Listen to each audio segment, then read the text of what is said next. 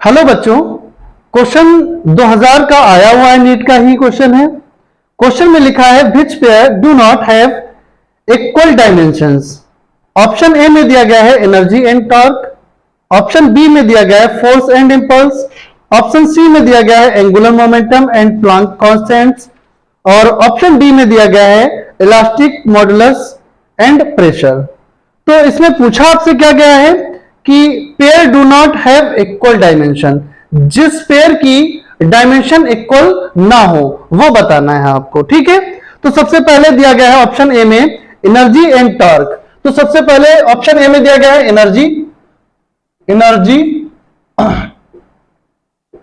And torque. तो सबसे पहले हम दोनों की डायमेंशन को निकालेंगे। तो एनर्जी की जो डायमेंशन होती है वो हमें याद है पहले से, ml² की वैल्यू क्या होती है, ml² t-2 होती है। चाहे वो कोई भी एनर्जी हो, काइनेटिक एनर्जी हो, पोटेंशियल एनर्जी हो, कोई भी एनर्जी हो, तो उसकी जो डायमेंशन होती है ml² t-2 होती है ऑलवेज।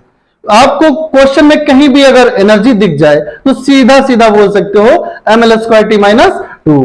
अब हमें टॉर्क की निकालनी है। टॉर्क की डायमेंशन निकालने के लिए फार्मूला लगाएंगे। टॉर्क बराबर होता है फोर्स इंटू डिस्प्लेसमेंट। टॉर्क बराबर क्या होता है, फोर्स इंटू डिस्प्लेसमेंट। तो टॉर्क तो हमें निकालना है, तो फोर्स की डायमेंशन रखेंगे mlt-2 हो जाएगी, और डायमेंशन किसकी निकालेंगे, डिस्प्लेसमेंट या डिस्टेंस की, तो उसकी l हो जाएगी। अगर हम इसकी डायमेंशन निकालेंगे तो l और l मल्टीप्लाई हो जाएगा, तो l² हो जाएगा और t-2 हो जाएगा, t-2 हो गया। तो आप यहां से देख पा रहे होंगे कि ml² t-2 और ml² t-2 मतलब एनर्जी और टॉर्क की तो डायमेंशन सेम निकल आई। अब हमें दूसरे ऑप्शन में दिया गया है फोर्स एंड इंपल्स, तो फोर्स की निकाल लेते हैं। ऑप्शन ए वाले का ये हो गया, ये तो हमारा आंसर होगा ही नहीं, क्योंकि ये सेम आ गए तो सेम तो हमें चाहिए ही नहीं। हमें ऑप्शन वो चाहिए जो सेम ना हो।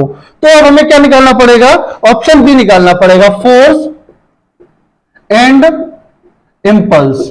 दोनों की निकाल लो।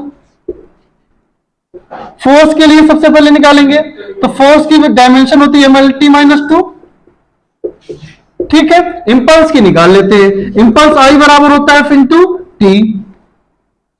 तो इंपल्स बराबर होता है F इंटू टी। फोर्स की डायमेंशन हो गई mlt-2 ये वाली, और इसमें एड हो गया टी, एड हो गया टी, मतलब मल्टीप्लाई क्या हो रहा है, टी हो रहा है, टी फॉर टाइम।